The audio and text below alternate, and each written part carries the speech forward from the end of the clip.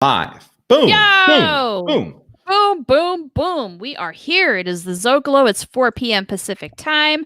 We're your grand marketplace for all things Babylon 5, and we got a biggin today. I think I say that a lot, but it's always true. We've got hard-hitting topics on this show every week. You say biggin is like the way I say yup. You don't like or yeppers. Hey, what did I say about yeppers? Yeppers. Yesh. Yes. Someday we'll have to cover The Office on an away mission or whatnot. Yes. But that said, we're not talking about The Office. We're going to talk Babylon 5, and we're talking Londo and G'kar, another power couple. We're on a bit of a roll here with this theme. That's right. This is our 4th power couple themed episode. The first of which we did was unrequited love between Ivanova and Marcus, and we did the hopeless romantic, the space time and the incurable romantic. Right. Do I get that right? I always get that wrong. No. Did I get that right? No, you got that right. Space time, the incurable romantic. It's the story that gets some resolution to the Ivanova and Marcus storyline. Brings them together at last. Right. And then after that, we did Sinclair and Sakai.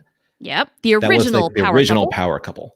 Yes. And then the show before this show, we did obviously Sheridan and Delenn. Right. Like the ultimate romance. Right. The power couple that is and will be. Right? Yep. And now we've got Londo and G'kar because their storyline is just such a force in the 5-year arc. We have to talk about it. You know, the one thing that really kind of inspired thinking about Londo and G'kar was you and I love talking about season 5's A View from the Gallery. Right? Oh, and the quote. Yeah, so the quote between Mack and Bo, like there was a scene where Londo and G'kar were talking about something or another, and Mack turns to Bo, he goes, "So, how long do you think they've been married?" Right? Because they're kind of like arguing like an old married couple. They really are. Yeah. Somewhere around the end of season 4, when they start working together to start rallying the League of Non-Aligned Worlds to help with the fight for Earth, they develop this really interesting friendship. And it's very Odd Couple-esque. Exactly. And that's an interesting analogy. In that relationship, who would be Oscar and who would be Felix? Now that I'm not sure. I haven't thought that far. Okay. Have you got any inkling here? Well, let's put that out to the listeners, of which I'd like to say hi to BC. Hello, BC. Joining us. Hey, thank you for joining us. And the rest of you who are here, please let us know who you are and what your thoughts are on Londo and G'kar as we go. We're going to share some of our favorite moments, some of the hard-hitting moments, and we would love to have you guys chime in with yours so that we can discuss them. Because there's so many, and by all means, we had the same disclaimer last week. This will not be comprehensive. There's no way we can pack every moment between these two in the space of an hour. Yeah, this isn't really kind of like a deep dive in G'kar and Londo's relationship. This is more of I think that we all want to consider, having kind of like the male-female relationship as being a power couple, but it's more along the lines of what did their power and their coupling, if you will, in that way, not in the other way. What did it do in terms of shaping Babylon 5? Because believe me, between Londo and G'kar, a lot of stuff happened to Babylon 5 because of Londo and G'kar. Certainly. Oh yeah. And just the way these two move, starting off as sworn enemies to working together and everything in between that just causes them to hate each other and love to hate each other, having to work together, working apart, everything. Oh my God. It's just, when one is kind of on the upswing, the other might be on the downswing, and then they converge a little bit, and then we do it again, and blah, blah, blah, blah, blah. Yeah, kind of mirrors of one another. And that's what makes it so fun. You know what's going to make it even more fun? This. Bravari. So as we usually do at the beginning of our show, we like to toast everybody who's here. And for those who is. And were. And those will be our listeners. Valtu. Delicious. Is it whiskey? It's bourbon. Bourbon. All right. Actually, I was thinking about, if you want, feel free to plug Boardwalk Shirts. Oh, well, sure, because I'm wearing one right now. This happens to be a best-selling T-shirt Alive and where I anxious. work. Yeah, for obvious reason. There's a lot of anxiety going around with what's happening with being, quarantined and COVID-19. What the heck is going to happen to our lives, our future, the whole bit. Yeah, this is a shirt we make at the place I work, and Norm, soon you too will be having some boardwalk threads. Yes? Soon. And the reason why I brought that up is because there is a shirt. I do believe it just says bourbon or something along the lines with a bottle that says, or a barrel that says has an XXX on it. Oh, I think so, maybe. Yeah. But I know that there's I don't know. another We have one. a lot of designs. Yeah, there's an Irish one. It's like I hate everyone but whiskey. Yes, we do, and we've got vodka themed shirts. Let's see. Yeah, there's all sorts of stuff. Let me put in a link to their website if you want to check it out. We also have a shirt that says "We are made of star stuff." Now, that's not a Yeah. direct Babylon 5 quote, but Mhm. it's so close that I had to have it just because it reminded me of Delenn. But at the same time, though, it's something a little bit on the more famous side from the famous astrologer Carl Sagan from That his too. Cosmos series, like We Are Star Stuff. Yeah. That's, I'm I- sure, where it really comes from, but yeah. Yeah. In my mind, it's Babylon 5. I do have a suggestion about the whiskey one, though, being Do tell, you're the whiskey expert. guy. All right. And this is, I'm not trademarking this, and I would be honored if they actually made this shirt. Okay. But it would be, see, whiskey, I can't remember specifically, but whiskey, when it's written by the Scots, it's sans E. It's WHISKY. Okay, that's the distinction Yeah. because you see it spelled both ways. And everyone else Okay. spells it with an E. And the running joke is that the Scots just don't have time to spell out all those letters.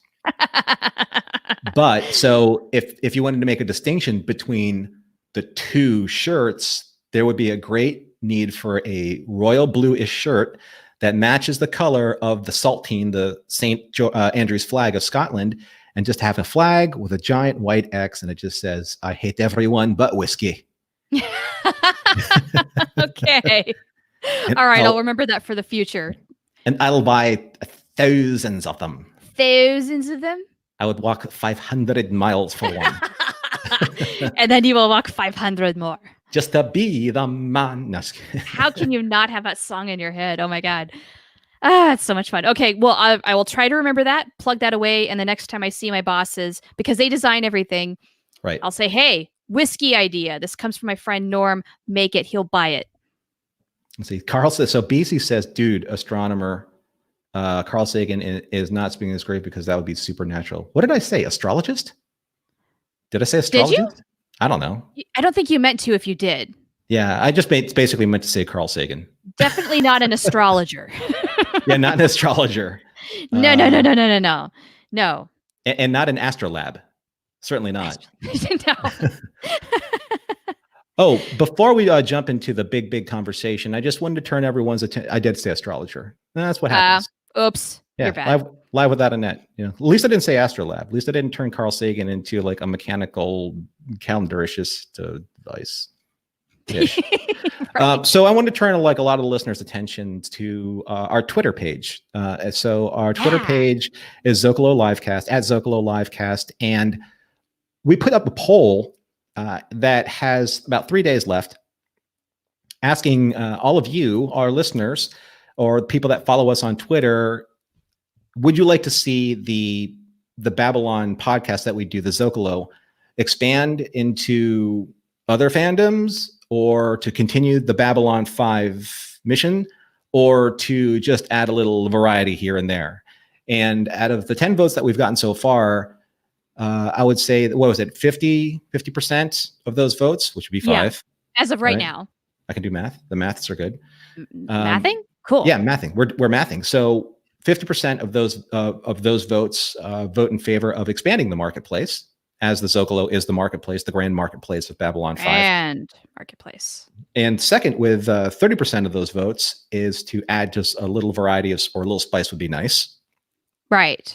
And then 20% of the votes to round out the 100% would be to continue the mission. So Char and I both came to the agreement that we may start just looking at covering different topics of all different types of fandoms here and there throughout the course of this year's Zócalo casts. That's fair to say. Yeah. Maybe once in a while. We're not sure of the frequency just yet. We want more votes to come in. And we're certainly not going to do this at the expense of Babylon 5 because that is our first love here. Right. It's just that every so often the Zócalo gets, they get some fresh produce. They get some new stuff from different vendors that I would like to, push on the audience. It's like if you're at Fresh Air. Yeah, it's like, push the fish on or push the flarn. The flarn's real. Real fresh especially, oh my God, when Spoo is 10 credits an ounce. Can you believe that? You gotta get the flarn. No wonder their hair stands up on end. Man, yeah. So we'll keep that going. But our love for Mack and Bo has no bounds. It really doesn't. And it's so funny because they're only in one episode, but they were that memorable. Yeah. Major kudos to those actors who really worked their butts off for one appearance on a TV show. But that's the effect, right? Is you sink your heart and soul into it. It comes through on screen. And as an audience, we're receptive to that. So Mack and Bo, we love you. Yeah, I think that episode, I think that there would be a nice pairing of two episodes that kind of like where I wanted to Babylon 5 every once in a while to focus more on, at least more on per season. And that would be, shoot, I keep forgetting this and you keep reminding me of this episode. The one with the dock workers. Oh, by any means necessary. Gotcha. Yes. For whatever reason, that is a harder title to remember. I don't know why. I know. I keep thinking No Retreat, No Surrender. It's obviously wrong. But yeah, by any means necessary. Well, it's because, the Rush Act and Sinclair is allowed to, what was it? Senator Hideo or something like that. Oh God, I don't remember right now. The Asian guy, he said that, I want you to resolve this by any means necessary. Oh, right. Yeah. He said it. He said the title. Yeah. He said the title. So that's obviously a thing. He didn't say, resolve this, no retreat, no surrender. Obviously that doesn't work. No. Right? No, that's different. That's another thing way down the road. BC calls it the Rush Act episode. That's a lot easier to remember. Totally. Yeah. Yeah. Makes sense. I would even remember it more if it was just called the Rush episode. Then I'd be like, oh yeah. Like Rush the Band. Like Rush the Band. Like exactly. Yeah. That's good stuff. So what do you think, Shara? Should we jump into this thing? Because we got a lot of stuff to cover here. Let's dig in. Okay. So in my notes, I just want to kind of like get everyone their feet wet with this. I said on several recent episodes of the Zócalo, Char and I have discussed certain power couples, like I mentioned before, Sinclair and Sakai, Sheridan and Delenn, Ivanova and Marcus. But we're talking about Londo Mollari and G'kar and their relationship from bitter enemies to an unspoken brotherly admiration. I think that's fair. I think so. Is one of the most, if not indeed the greatest journey ever seen between two characters who began and ended their stories in the most unexpected and literal of ways with their hands at each other's throats. Yes. Oh my gosh. And okay, that's kind of where I want to start after you're done reading. Their individual power struggles culminated in the most profound relationship ever seen in the realm of science fiction history, one that changed the destinies of their own peoples and the fate of an entire galaxy. Bam. I think that's fair. No small words there. No, I struggled with this one. I had to pull out many thesauruses. Thesauri. I don't think that's a word. No. I am educated. Yeah, I invent most of the stuff that I say. So. And after Brevari, it doesn't matter. No. And English is an evolving language anyway. Yeah, I actually, yeah. Yeah, I mean, we don't talk like we're Shakespearean anymore. But we should. No, we shouldn't. Should we? You know who does? Side note, Patrick Stewart on Twitter is reading a sonnet every day and has been doing so for the last couple of weeks. Just as like a, kind of a quarantine thing to help people with their bored or whatnot. And it's so good. Check it out, guys. His handle is Sir Pat Stew. Sir Pat Stew. Delicious stew that is. The best. Anyway. All right. Throats around, hands around each other's throats is where we start. Yeah. Kill Londo. Kill Londo. Oh wait. Poor Veer getting just a little carried away. Yeah. Yes. So, okay, I want to talk about just the whole strangulation thing. We see that at the very beginning, right? Right. As a flash, a moment. This is how these two are going to kill each other, so it looks. And so, in the very beginning, with no other context, I mean, I was intrigued by that. Were you? I'm more intrigued that I don't think that we've looked at each other's notes, but we're talking about exactly the same start of their relationship. And that, Well, I mean, that is yeah. where it all really does begin. This is the trajectory. And so, I mean, you can figure out very quickly that they're sworn enemies. That much is for certain. Yes. But the fact that they are going to actually kill each other says a lot. And to give that away in the very start of their relationship also says a lot. I pulled that quote from that episode. This is from Midnight on the Firing Line. Now, the interesting thing about it is that I consider their relationship starting here because in The Gathering, Londo really was a non-starter. Yeah. When it comes to a character. I mean, he was just the weird guy with the hair that for some odd reason Peter thought was the right way to cut it and it was the wrong way to cut it. G'Kar was really the main villain. He and the other, the shady dust dealer. But right. Yeah, and let's not forget that G'Kar was starting out as kind of the villainous, vengeful guy in season 1. Del Varner. Del Varner was the shady guy. Okay. Yeah. God. That I have not watched that in so long. That name just went right over my head. If you could say that and I would not associate it with Babylon 5. It's very well possible it could be Del Varner or Vel Darner, but somewhere around that line, that was the guy who was dealing with G'Kar. Okay. Anywho, so Londo says, I'm gonna try a Londo thing here. It's gonna do be a Londo horrible. thing. I'm gonna try it. You do pretty good with Londo. I don't know. We'll see. Thank you. It gets Italian, but it's all right. Italian. So I should do it in Lord Rifa's voice. My people, we have it away, you see. No, There's a certain way to make the meatball. Yeah, it's like you take the sausage. You can grind it like this. Let's see. My people, we have a way, you see. We know how and sometimes even when we are going to die. Comes in a dream. In my dream, I am an old man. It's 20 years from now, and I am dying. My hands wrapped around someone's throat, and his around mine. We have squeezed life out of each other. The first time I saw G'Kar, I recognized him as the one from the dream. It will happen. 20 years from now, we'll die with hands wrapped around each other's throats. Somewhere along that. Yeah. That was kind of like, that was like half Mollari, half Rifa. It was more like Rolari, if you will. Rolari. Yeah. Hashtag Rolari. Or hashtag Mifa. So I'm just Ooh, those are both really good. saying, you know. Yeah. Man. Yeah. But it's true. Like you saw there are those scenes where they're just like yeah. You know, grinding on each other in that way. But sorry, I perverted that line. But it's just it could be a throwaway line of dialogue or just something to kind of like flavor the intensity that they have towards each other. That could have been it. Sure. Right. But it goes far deeper than that. Yeah. I think it's one of those things where, I think it kind of shows the potential for these two. And boy, is it used in the show. It could have been a throwaway, like you're saying, but hell no, this was just a preview of what's to come.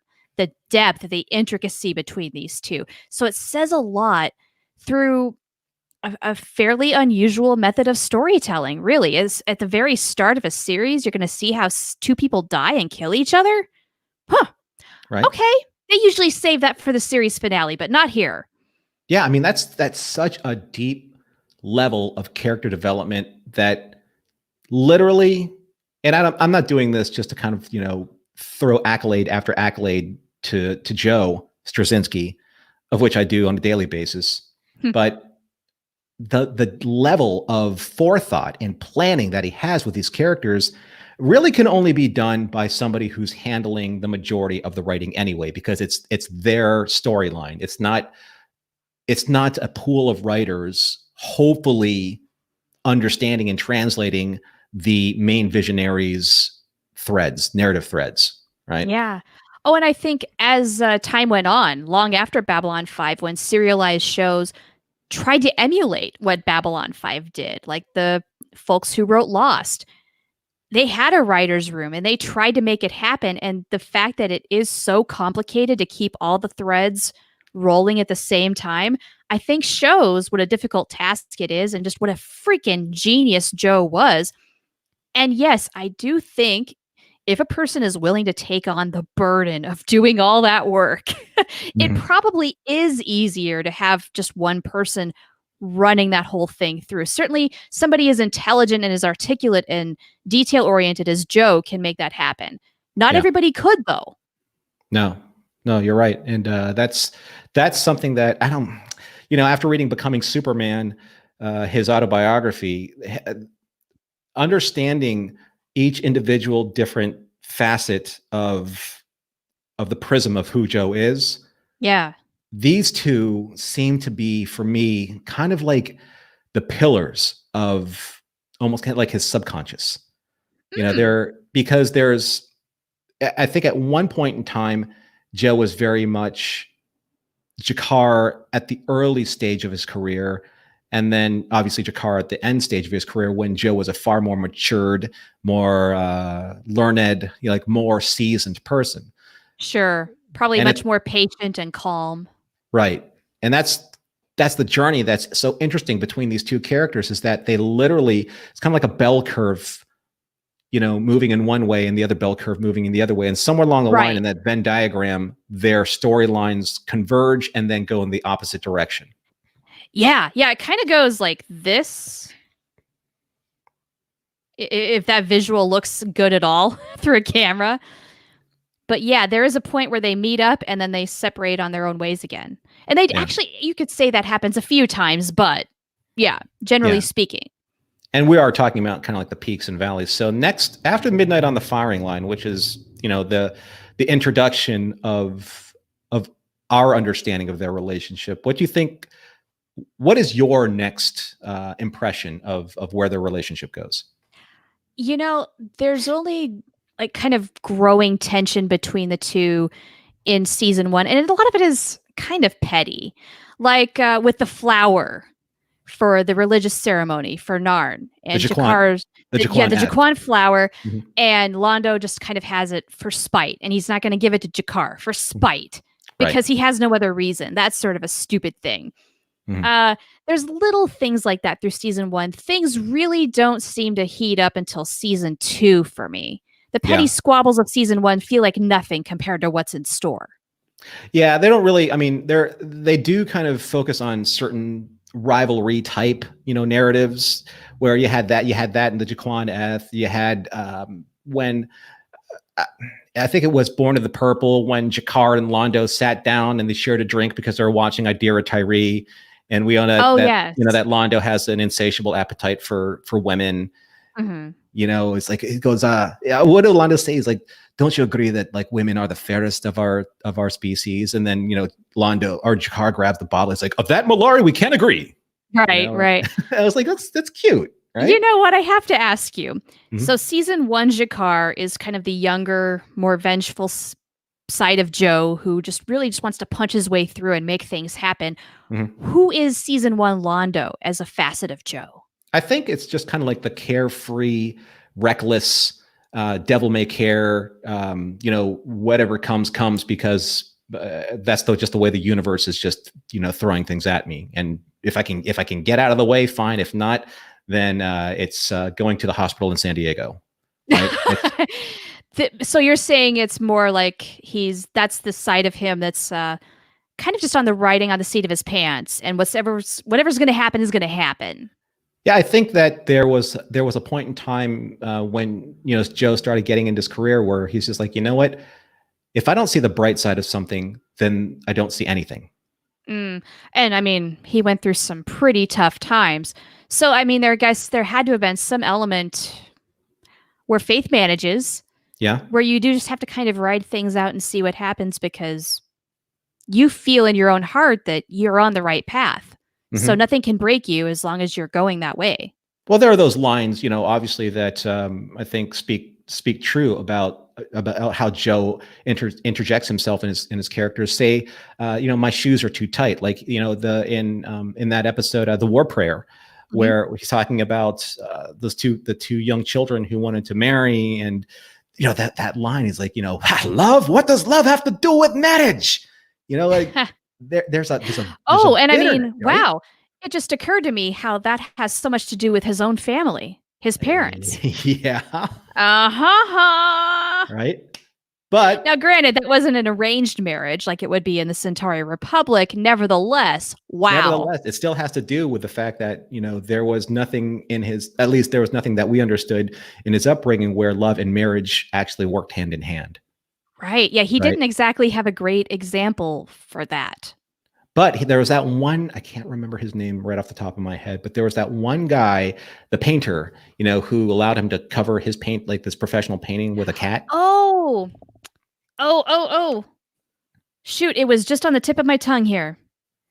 It was Jean-Paul it was Pat. Oh, dang it. I know. Yeah, I know who you're talking about. When he's 5 years old and he puts the cat in the painting. Yeah. So that guy kind of is the part of Londo. Panraffel, right.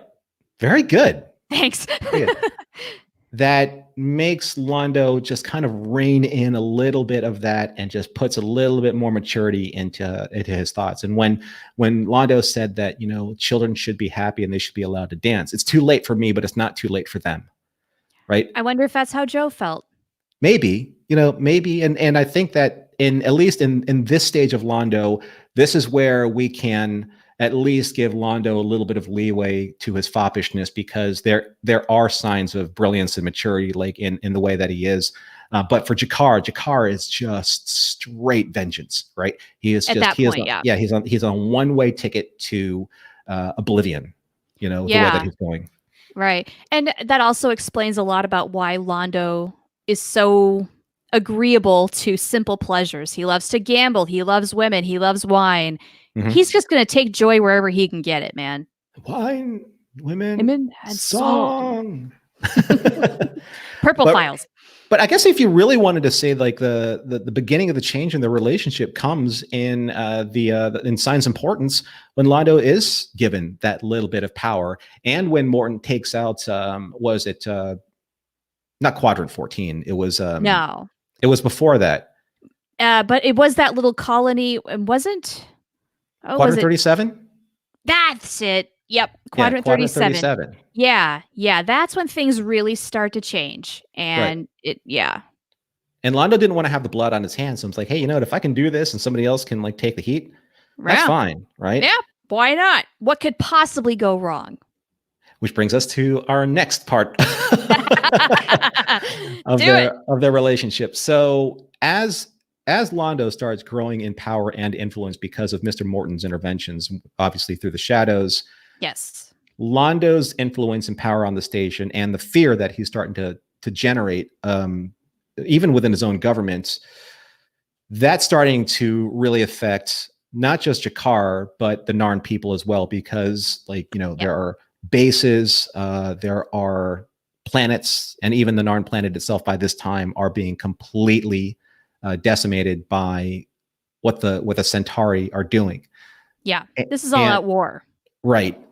And it got to the point where in the episode The Long Twilight Struggle, that's where Londo really starts flexing his abilities in the Babylon 5 Council and demands G'kar's removal from the council.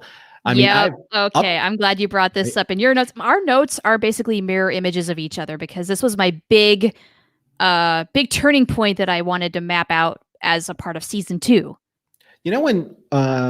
When Londo in this scene, when he yells now, when he goes now, like when he makes that real serious declaration, that demand. Yeah. That was the first time, I think, in the entirety of Londo as a character where I really felt like this dude has really turned. He's changed. Yeah. It's like, okay. Londo sucks now. Really bad. Exactly. He made that turn for sure. Yeah. But in making that same turn, G'Kar starting to kind of temper a little bit his aggressive nature, and he's looking more Yes. towards the basically the survival of his entire race. Right. As G'Kar wisens up and gets a little more quiet and gets a little more wisdom learning from this experience, that's when Londo is escalating. Mm-hmm. May I read the quote? By all The quote means, here. please. So this is after G'Kar he asks for asylum on Babylon 5, which is why that Londo can't touch him, because he was stripped. I mean, the concessions that Narn had to make were to surrender and to have the last of the Kari remove himself from power, which turns him from ambassador to G'Kar to citizen G'Kar in this episode, right? So he has no more influence over the Babylon 5 governing council. But he says, "Oh, I got to do this justice. Do it to it, sir. I got to get it apart. I got to think about how Andreas would do this. Get in character. No dictator, no invader can hold an imprisoned population by the force of arms forever. There is no greater power in the universe than the need for freedom. Against that power, governments and tyrants and armies cannot stand. The Centauri learned this lesson once. We will teach it to them again. Though it take 1,000 years, we will be free." I love the way G'Kar says that last part. Yeah, and his eyes just lock with Mollari's, and he's just like, you've tried this before, right? And it failed. Yeah, and you're gonna try it again? We're not effing around here. But this is where now they are. Hi, Mauricio. Thanks for joining us. Hey, buddy. Good to have you back. That is where they're really taking their own. They're staying in their own lanes. Yes, and they're very much on their own separate paths. Londo is escalating toward a more destructive path. Mm-hmm. Londo is coming toward his path of wisdom and enlightenment. And this is where we kind of start believing that they're operating within these parameters of their own careers and their own personalities. Obviously, from this point on, G'Kar has to make a lot of concessions. He has to swallow his pride a lot, and he has to lean on the good graces of the League of Non-Aligned Worlds and the Babylon 5 governing council. So many great scenes. There's like that one scene where they're talking about food rationing and getting supplies out, kind of secretly to all the outer colonies in the Narn regime. Garibaldi's saying to G'Kar that I got a friend, he can get you guys some weapons on the sly, right? These are the ways that we're going to be able to get your people support, but you gotta work with us by the end. But that in that same token, Londo is just kind of like, hey, let's see, we're going to do this. We're going to bomb Narn with mass drivers. We're going to do this. We're going to do this. We're going to do this. Not that he's accepting of everything, but he's just like, you know what? See, here's the great thing about those two characters. Like G'Kar is trying to do everything he can and try and insert himself where he can to save his people. Londo has no control over anything that's happening right now. No, none whatsoever. And he's trying really hard. When he realizes he's screwed up, each time that he does screw up, he tries to walk it back and rein people in. And for a long time, it does not work. Yeah, it's almost as if he goes, man, I really got to stop this, but I can't because I'm getting so much credit and power. And Rifa's really kind of pulling everything behind the scenes, pulling all the strings. Yeah.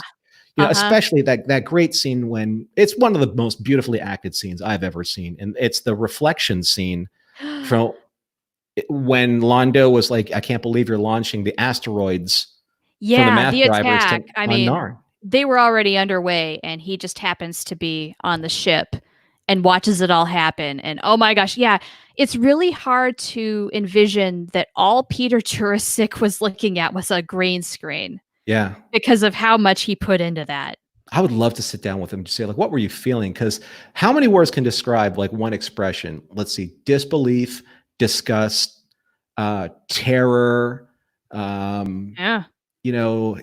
humiliation. I mean, there's so many emotions going on in that one scene. How do you get into that headspace as an actor? I really want to know. Shame was a big one. Just like, Shame. There's so yeah, much shame for Londo at this time. yeah. Internally, that's what he's feeling a lot of. Shame, a little bit of helplessness, and yet on the outside, he's doing what he needs to do to keep, to stay in the good graces of the people that would otherwise kill him. Well, it's kind of like what happened in the Coming of Shadows, right? When he and G'Kar were supposed to have that drink, and Oh, then yeah. right, Yeah. and then or they were supposed to G'Kar wanted to toast the Emperor because the Emperor was going to kind of like concede all of these lands back to Yeah. Narn, And in this peace basically, like, treaty. he was going to have a formal apology of sorts, right? Right. Yeah. And then behind the scenes, Rifa and Morden, are taking out, some a huge base. I think it was, I can't remember the name of the base. Anyway, it doesn't matter. I don't The either. point is that behind the scenes, Londo is completely clueless, but G'Kar is trying to make, he's trying to set aside what he wanted to do. He was going to murder the Emperor. Yes. He goes, I had the dagger in my hand. That's hand. right. I love that line. You know what? Side note, I read that as a soliloquy, that piece of dialogue for an English class once in high school. Oh, for real? For real. That's awesome. Yeah.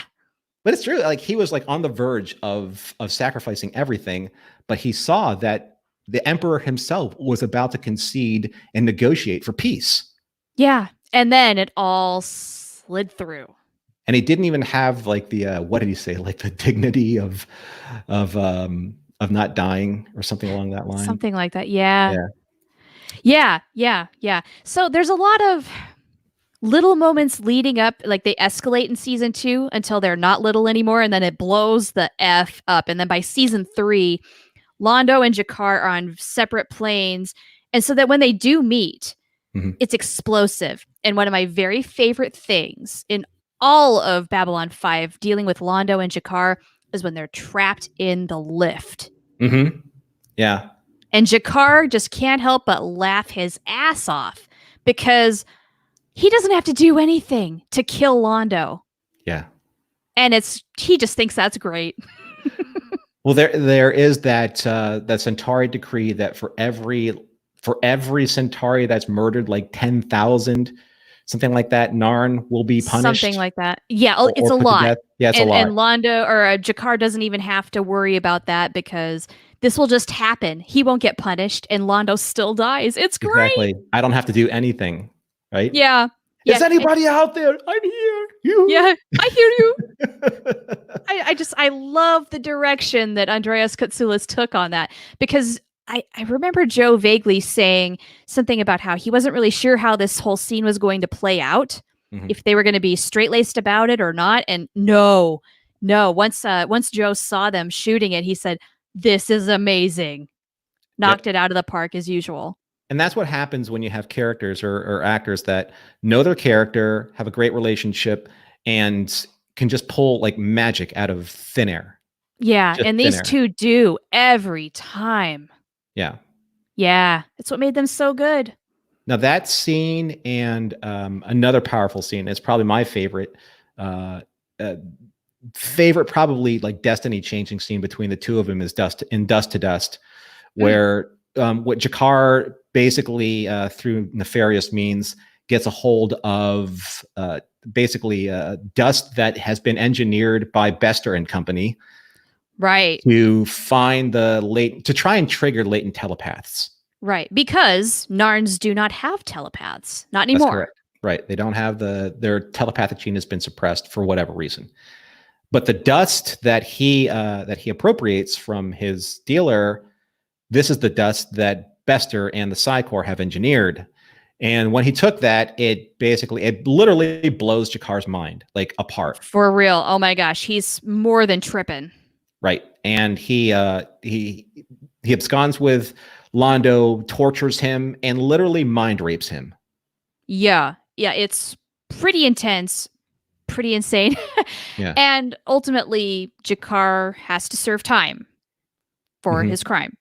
But I did not mean for that to rhyme. Oh my God! Stop! Yeah. But here in that scene though, there's a moment of clarity And this is something that maybe we should take note of. I've always believed that every single character in Babylon 5, much like Joe, hit a point of no return where they could go one way or the other. This is where G'Kar hits rock bottom.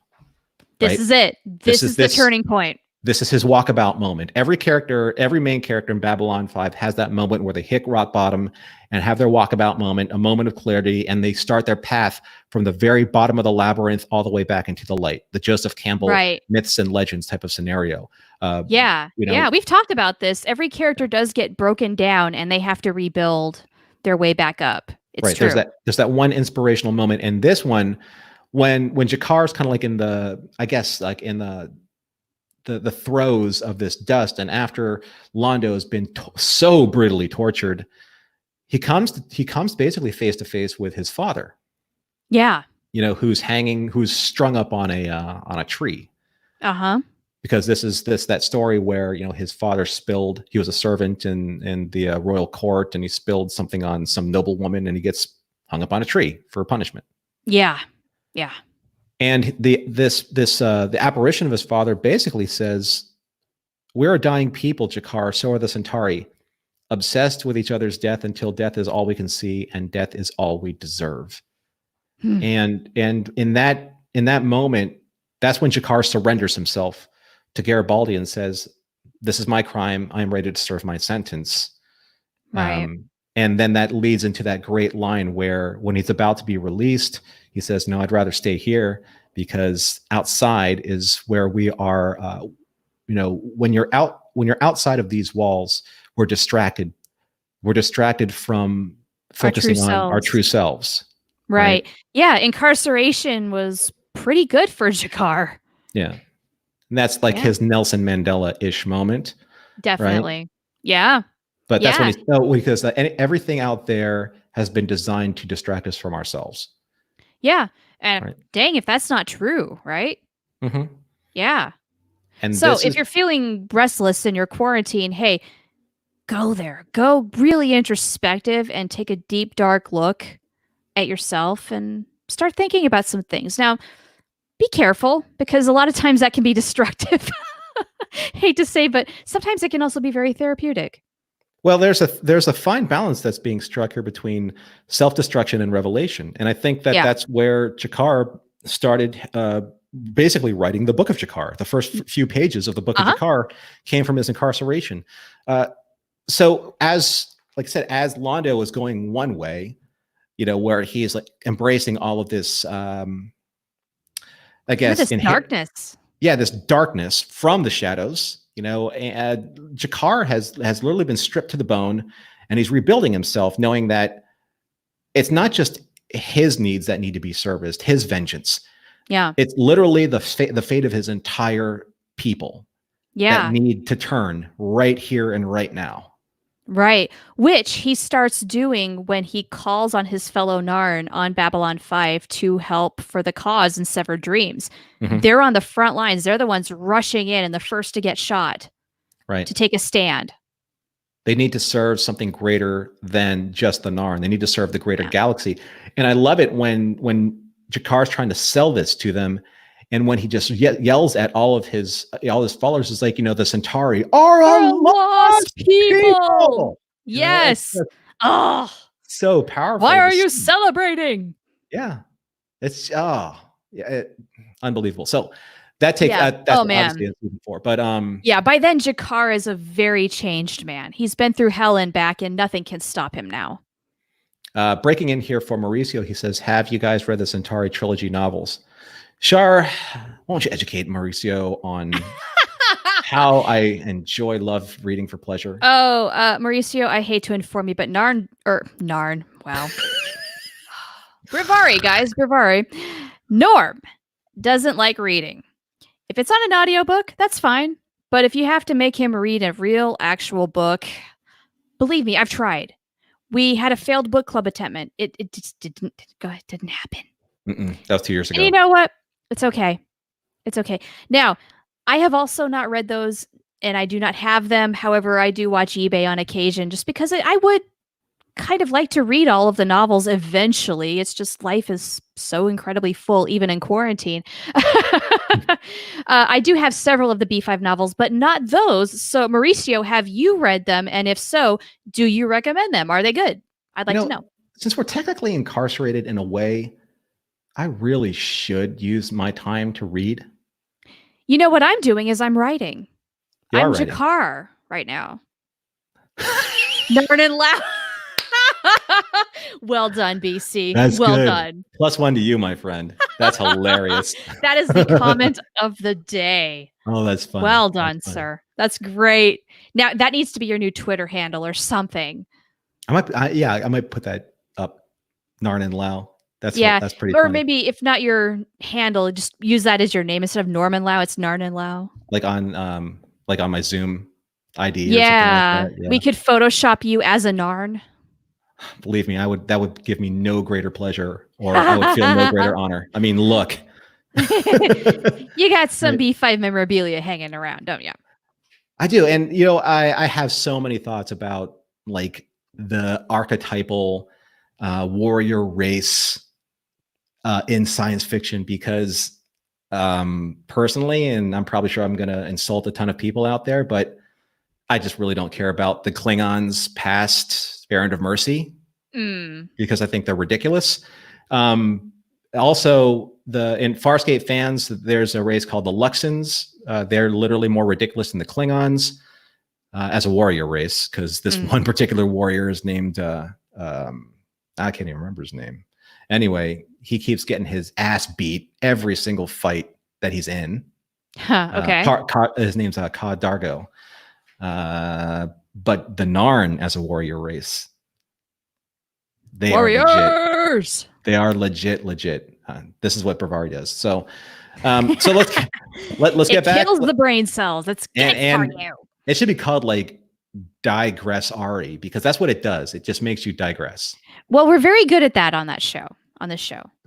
It does not enhance English skills at all.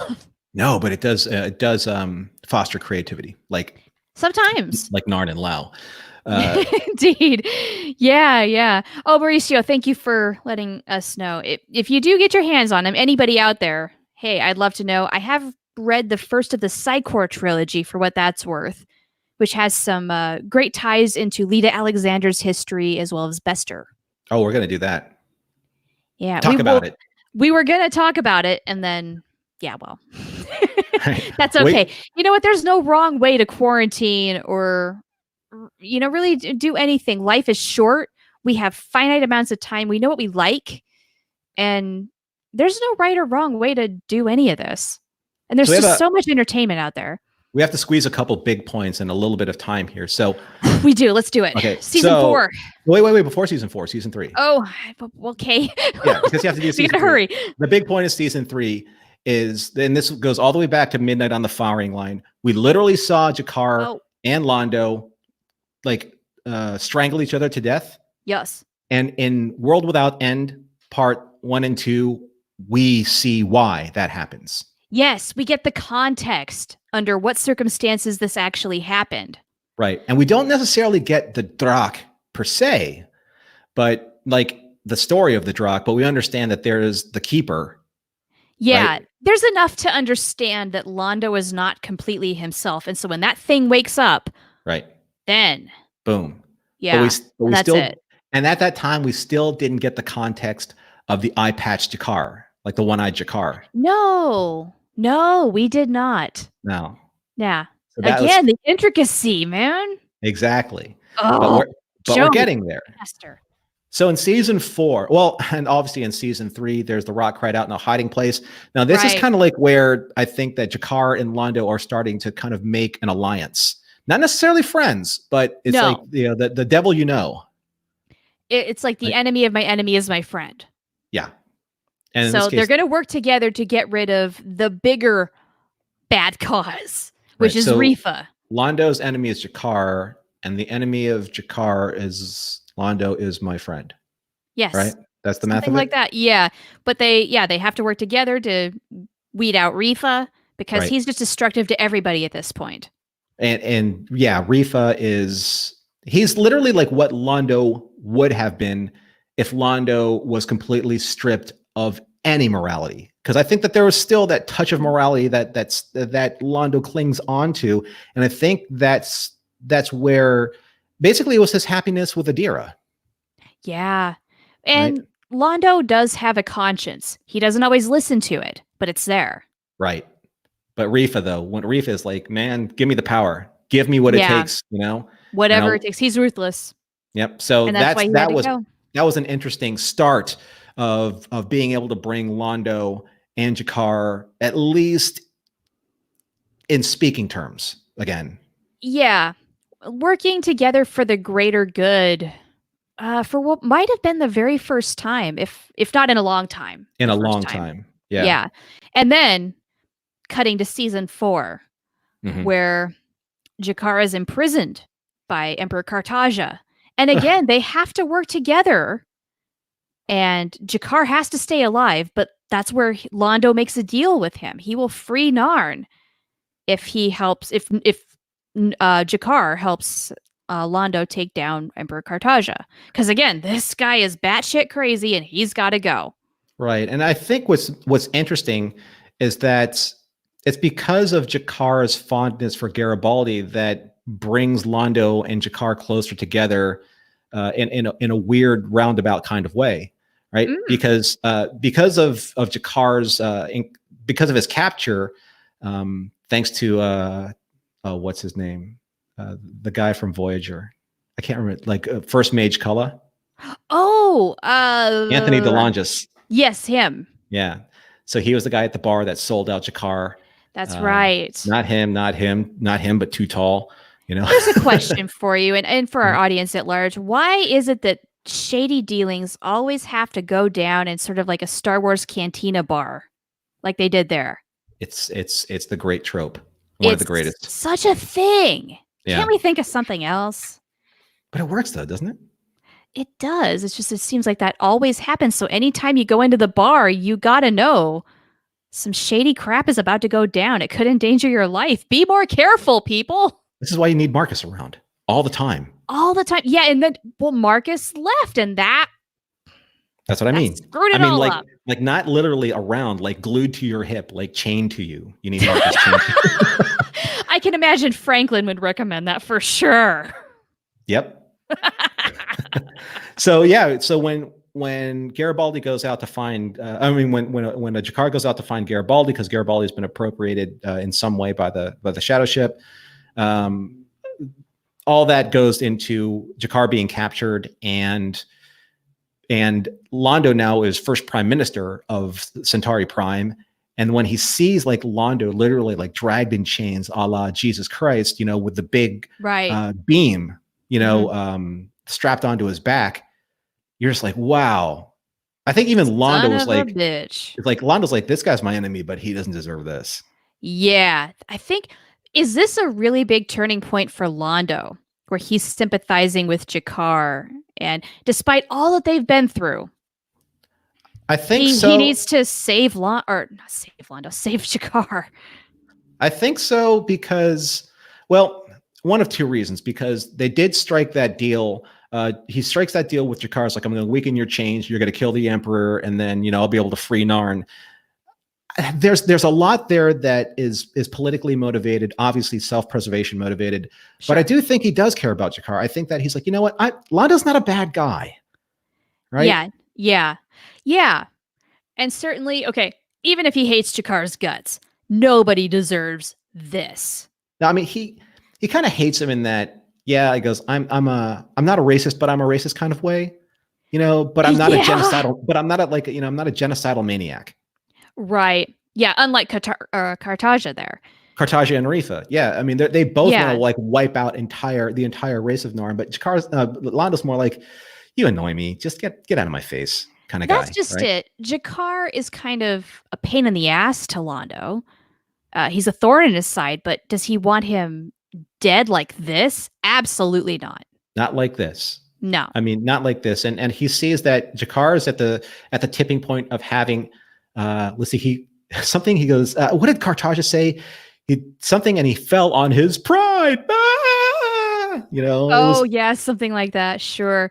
Yeah, yeah, and just the way that G'Kar is humiliated and whatnot. And G'Kar, I think at this point he doesn't care if he dies. Like, okay, if you're just gonna kill me. right. But And mean, and Londo then needs I him don't know. alive. Yeah, and so then Londo is the one reaching out as opposed to G'Kar saying, "Save my life." No, Londo is going to say, "Hey, I got a plan," and this is where organizer Londo comes in. Mhm. Because I think it wasn't really up until this point that we saw how much potential he really has to be a great leader, where he can put together a plan that will work, organize all the pieces, making them move, and make it happen. Right. Like getting Cartagia and his entire entourage and the royal court all the way over to Narn so that they could Yeah, ceremoniously like strip G'Kar of like everything, his pride, his status, his life in front of his own people, and then sure. orchestrate the murder a la Veer's I hands. mean, yeah, well, and I love the fact that it's Veer who does it. Hmm. And I don't know if you've read Lurker's guide about that, No. where, okay, I mean, if Londo had killed Cartagia, that would have just been too easy, wouldn't it Hmm. have not? And Yeah. so when JMS was writing this scene, it originally was supposed to be Londo. And then Veer said, no, it's me, because the characters are in JMS's head. So Veer in JMS's head steps in and says, no, I'm going to do it. Because for Veer, this is going to weigh so differently on him and his conscience. Londo has already killed a lot of people. Yeah. He's found a way to deal with that. Is Hmm. it going to be awful? Sure. It's gonna live with him. But for Veer, the effect will be so much more profound and so much more, hate to say it, entertaining to watch. This just actually just spins off a great another topic, and it's like the attaches Veer and Lanier, they both have this one moment in their career. Lanier letting Sheridan die in that chamber, and Almost. Veer almost letting him die, but making the choice, Yes. right? Betraying the unlast shock, as Morden said he would. And then Yeah. Veer, like picking up the syringe and being the one that eventually kills Cartagia. They both change forever from those moments. So Like true. they both lose their innocence from those moments, Yes. That's what right? this does to Veer for sure. I mean, for as much as he has already seen, he hasn't had to do much. Hmm. And then here he is, and he killed the Emperor.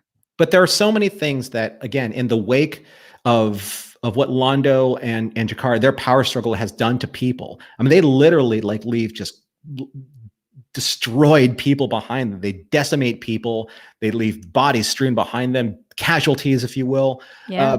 Veer being one of them, because remember that one time when he offered up Veer to telepaths, and they were going to basically psychically probe him for any Yes. information that Yeah. right, and they needed to sell the fact that, or they needed to sell the fact that this is what Veer knew about what Londo was going to do on Narn, so that he could get Rifa there.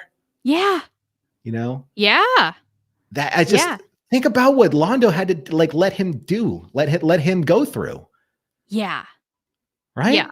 That's pretty awful. It Yeah, really and is. to the Yeah. to the closest thing he had to a friend, Yeah. Allegedly a friend, right? I mean, allegedly a friend. Yeah, yeah, it's been kind of fun seeing my husband Patrick watch Babylon 5 for the first time, because one of the very bigger, longer running debates we've had over time is like, does Londo care about Veer as a friend, as a person, or is he simply a coworker that he uses as a pawn for his bigger game? And so seeing Patrick go back and forth on that over time has been a lot of fun. that's a great topic. That's a great topic. Let's note that one for future reference. I mean, it's yeah. So going from season 4 and what we saw there to season 5, you know, it was the end of the Civil War. Obviously, that has really nothing to do with Londo or G'Kar. But now it's the No, beginning but of. wait, Norm, you're missing a big thing. Sorry to interrupt, No, no, but please do. this is where they are rallying the League of Non-Aligned Worlds to help Earth and serve as Ah, backup under Delenn's leadership. They're yes, working together here. They have, at this point, I think this is where they start forging their friendship.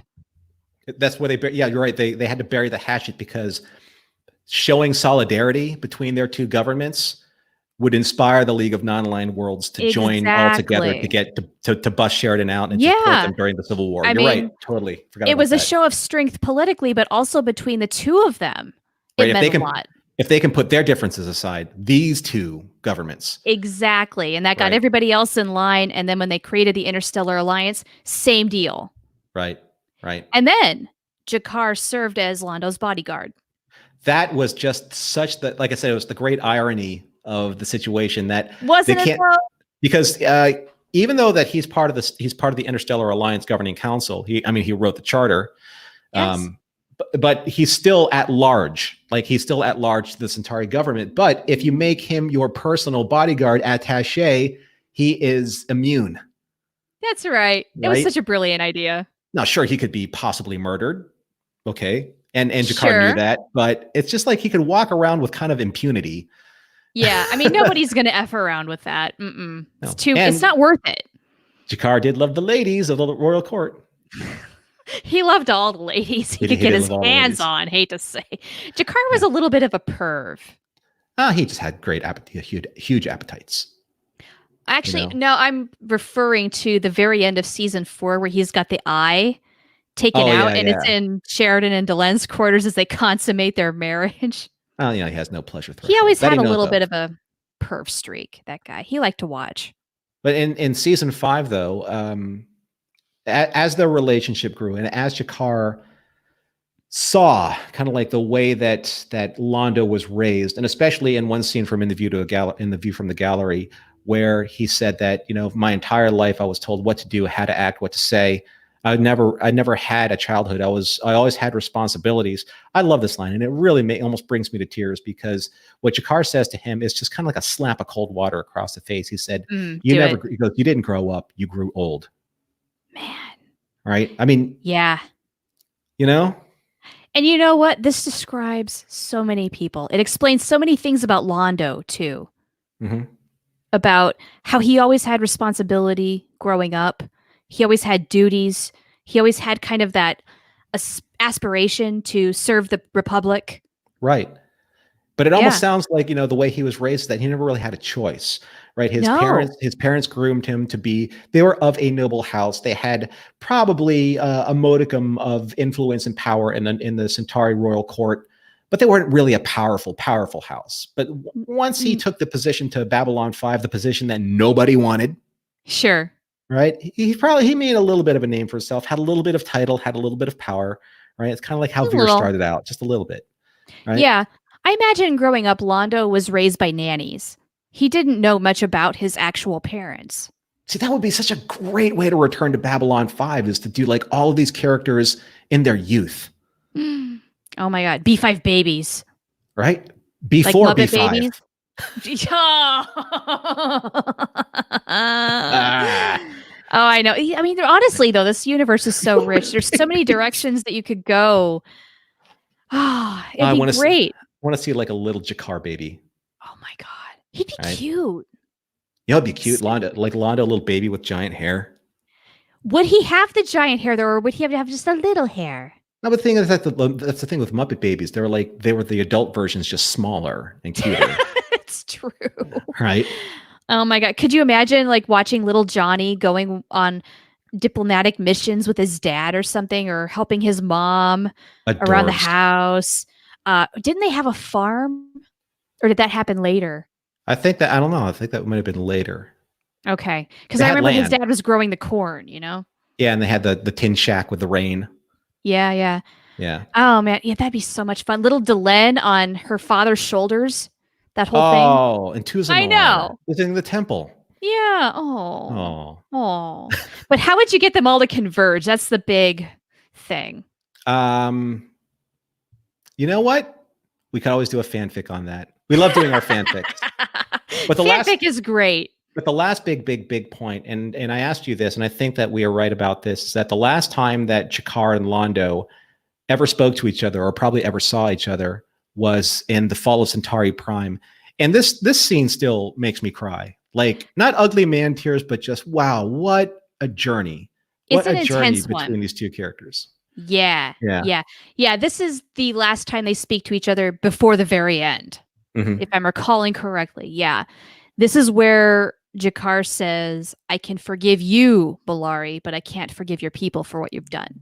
And there's something that there's just this unspoken kind of like love and respect that Peter and Andreas had for each other, because Yeah. he puts like Peter, G'Kar like reaches out, or Andreas reaches out, and then Peter just kind of like, he touches his hand on his shoulder, or like that, Yeah. just kind of does the man clasp, Yeah. and you're just like, wow, what an end, what an end to this journey. Seriously. Yeah. Think about where they began and where they ended, at least and at where this point. and where they will eventually end. Yeah. Yeah. Because it isn't over, but this is the end for now. And they're about to go very separate ways. Right. And he knows that, kind of like, what the emperor said, how, he asked Kosh, he's like, how will this end? In fire. And it does. For you real. know Like literally, actual fire. yeah. Yeah. So, but that's like, think about, in the course of these 5 seasons, and by and large, you can take in the beginning and the gathering, and even if you want to bring the movies into play, but they don't really matter that much, and not Nah. in the grand scheme. But the relationship between Londo and G'Kar, I think, more than the ones that we've discussed, the power couples, they really drove almost the thrust of the narrative of Babylon 5, which is this war between these two powerful species, and Oh, yeah. and kind of like the insertion of these larger influences that were behind these two species: the Interstellar Alliance working with trying to save Narn, and the Shadows using Mollari as their puppet, de facto. Yeah, I would say they are the vehicles that are moving a lot of these things along. You might say that that was Sheridan. And to some extent, yeah, that's true. But these two, I feel, are even more of a powerful force because of the way they're interconnected Mhm. and just the way things move between the two of them throughout the whole series. They are the gravitas of Babylon 5. Yeah, I love every character in Babylon 5, but when G'Kar and Londo share screen time together in any way, shape, or form, It's that show takes magic. on a whole new level for me. A It whole new really level. does. Yeah, and that's a great testament to Jameis's writing, but also to Peter and Andreas for playing these characters just with such thoughtfulness and tender love care. They obviously knew they had a really amazing thing as they were doing it, and that doesn't happen often. I think is like really neat is that like there's a lot of kind of history repeating itself. And the one thing that I loved in Sleeping in Light, Char's about to be nibbled to death by cats. That's He's too hilarious. busy licking his butt. At the end of Sleeping in, not the end of Sleeping in Light, I would say it was Objects in Motion, Objects in Rest, when we saw like the succession team of Babylon 5. Oh, yes. The new class. The new class. What I would have loved to have seen in Sleeping in Light, after obviously Veer toasts Londo and tells him about the singing of the Pakmara and all that kind of stuff. That's Sleeping in Light. Yeah, I almost wish that, just to kind of like show how far Narn and Centauri have come because of what Londo and G'Kar did, and obviously Veer mirroring that he took over Emperor after Londo died. If Talon was his security advisor. Oh, wouldn't that have been cool? Yeah, as much as I love Zach in that role, and I know they had to find a way for him to fit in there, I really would have liked Talon to be in there, so that you had G'Kar's heir apparent taking care of Londo's heir apparent. Oh, would that not have been amazing? The That symmetry actually, yeah. yeah, that would have been the better choice in all honesty. And I feel like that's something Veer would do. I love symmetry. And it's like what Londo said. He goes, if the symmetry could be more perfect, it would drive you to tears. Oh, man, indeed. Okay, that's a semi-missed opportunity. That would have been really great. It really would have. Yeah, I mean, I didn't want to rob like Jeff Conaway from a role, because it was great that he's seeing Zach Allen in there. And sure, in a way, Garibaldi had a soft spot for both Londo and G'Kar, so being Garibaldi's heir apparent makes sense. I suppose, yeah. Yeah. But I see your point too. That would have been really cool. Yeah. Well, what do you say? We are way over time. We're over our hour mark. We need to wrap up this show. We knew this was going to be a big one. Yeah, it was good though. I mean, it's like the taking a look at all the power couples and how they, in the last four or so episodes, and seeing like how the relationships not only like worked for themselves, but also kind of like shaped the storyline has been really fun. Yeah. Again, a very big testament to JMS's storytelling and just how intricate of a story that he weaved, because these things did all interact. They were all happening as threads at the same time. That's the mark of a really remarkable writer. This is why we love this show so much. Yep. And I'm looking forward to like taking a look at some of the other ideas that we had that we talked about here. Obviously, now we have them recorded, so we can come back and rewatch them, because sometimes we don't remember past the Bravari, which is okay. That's what Bravari's for. That's what we're all about here, really. But I think that you and I are thinking about going a little off topic for the next episode.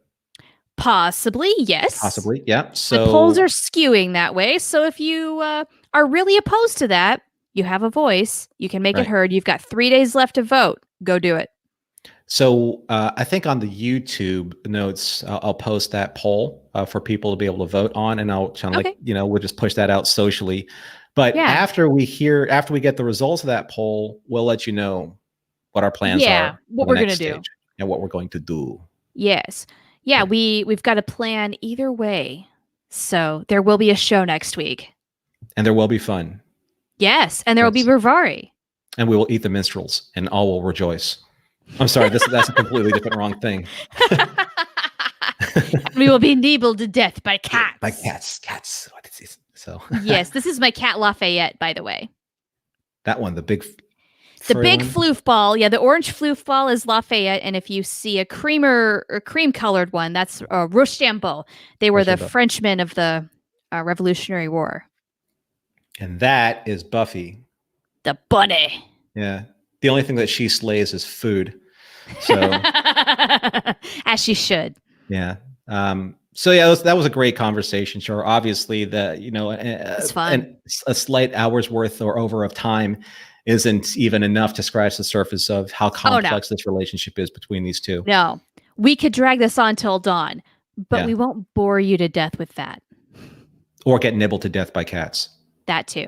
Yeah, my cats might get a little antsy after a few hours. They're going to want food. They're hungry now. They look bored. And cats are bored. They're hungry. Well, I mean, cats are nocturnal. This is their time to sleep, in all honesty. This is what my cats are usually doing. Oh. Yeah. They just want to chill and hang out with me, which is kind of nice. I appreciate that. They just like hearing the sound of your voice. I guess. It's a good thing, because I talk a lot. Yeah. That's why we're here. And who doesn't? Indeed. Right? Yeah. Behind a mic and otherwise. So all right, folks. It's been a good show. That's right. And again, stay tuned. Make sure that you keep following us on all of our social media channels. In the show notes, make sure that you like and share and subscribe to our show, or have others subscribe to our show, so we can keep growing the fantastic group that we are cultivating here on the Zócalo. And make sure that you hit that bell thing so that you get notified when all of our new shows are happening, if you don't manage to catch them live. And make sure that you reach out to us on all of our social media platforms, especially Twitter, where we do the bulk of our contact. Yeah, that's a lot of our interaction. It's Zócalo Livecast. You can also hit us up personally if you just want to talk to us individually. My handle on there is the Profanity. Norm, where can they find you? I am Lounge Lizard. That's like my last name, Laonge, Lizard, Lounge Lizard. I love that. That's good.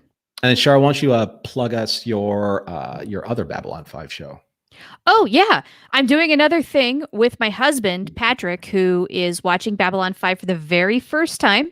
It's called Babel for 5, and it's on the Nerd Party Network. So it's Join Nerd Party on YouTube.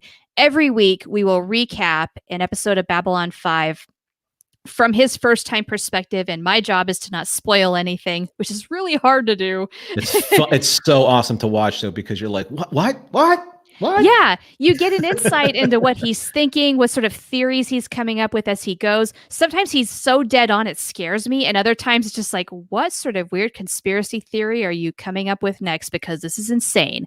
So it's a lot of fun. If you want to check that out, you can go there. And yeah, it just don't spoil anything that happens beyond what we've seen at that particular point in the comments. I'm pretty headstrong about that. Has anyone like spoiled anything that you had to delete? A couple of times early on, but you know what? What's been very cool, much like with the Zócalo, we have a really good core group of people who are very respectful of that idea. And Cool. I've not had to delete anything in a long time. Nevertheless, I say it just because there's going to be that one person who intentionally or otherwise does it if I don't. So just kidding. Not kidding. Nah, you're not going to do it. Thanks, BC, for reminding me that I actually am on Mission Log Live tomorrow. So for those of you who are watching this, my other show that I do is Mission Log, Roddenberry Star Trek podcast. I do that with John Champion. And I will be on this Monday's live show that will be on April 6th. Nice. Is it the 6th? What Yeah. day is today? Today's the 5th, right? It is the 5th. It's First Contact Day if you're a Star Trek it is fan. for Contact Day. That's right. Or Yeah. if you are an alternate universe, mirror universe fan, it is No Contact Day. Oh man, and you know what? The longer we go in this timeline, I think we are in the mirror universe. I'm totally for the mirror universe. I'm a fan of midriffs. That's all I'm saying. Midriffs are great, but you know what? I want off. I want the other timeline. The other timeline was nicer. It is the other timeline. So yes, happy First Contact Day. Yes. Yes, I'll be on Mission Log Live discussing the entire season 1 of Picard. Hey, cool. Yeah. Nice. I have not yet, except for the one show that I did with Reka when John was on vacation, I have not yet been on Mission Log Live to discuss Picard. So that should be an interesting show. All right. That should be pretty good. So everybody tune into that. All right. So until next time, same Zócalo time, same Zócalo channel. I've been Norm. And I've been she Char. has been Char. And thanks you for joining us. Thank you for everyone who's going to be watching this later on. And until next time, be seeing you. Bye.